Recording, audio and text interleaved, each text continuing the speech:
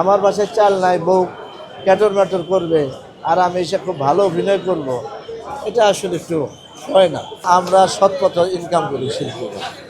ওই একজনের জিজ্ঞেস করছিল সাংবাদিক যে শিল্পীরা লাস্টের শেষ জীবনে সরকারের চাই কেন, অনুদান চাই কেন? কারণ সে বলছিল যে শিল্পীরা তো চোর না, সেই জন্য তাদের তো টাকা এক্সট্রা কোনো টাকা আসে না। আমরা যা করি অভিনয় করি, কষ্ট করি, সারা জীবন কষ্ট করিয়ে কামলা দিয়ে 10 টাকা পকেটে নিয়ে তারপরে বাসায় যায় চাল কিনি।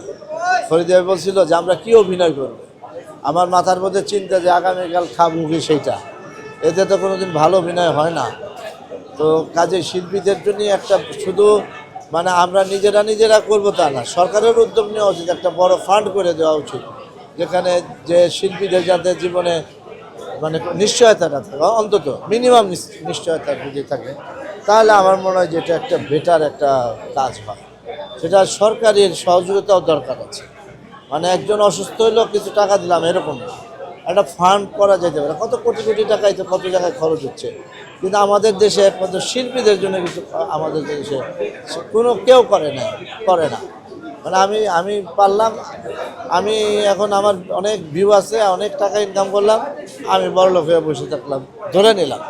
আর এমন শিল্প আছে, অনেক ভালো শিল্পী যারা গ্রামে চলে গেছে আমার জানা মতো, অভাবের জন্য।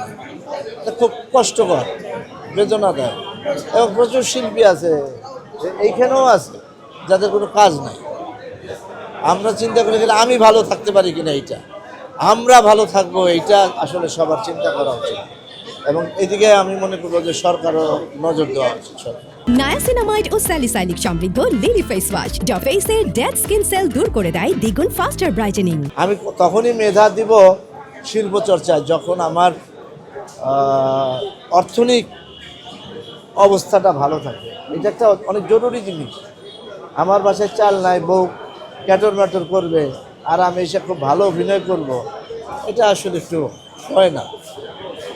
সো আমার কথা হলো যে আমি আসলে কাউকে বুদ্ধিও দিই না কখনো, আমার এত জ্ঞানী মানুষও আমি না, আমি জ্ঞান দিতেও চাই না, এগুলি আমার অভ্যাসের ভিতরে নেই। কিন্তু আমি বাস্তবতাটা তুলে ধরার চেষ্টা করি যে একজন শিল্পীর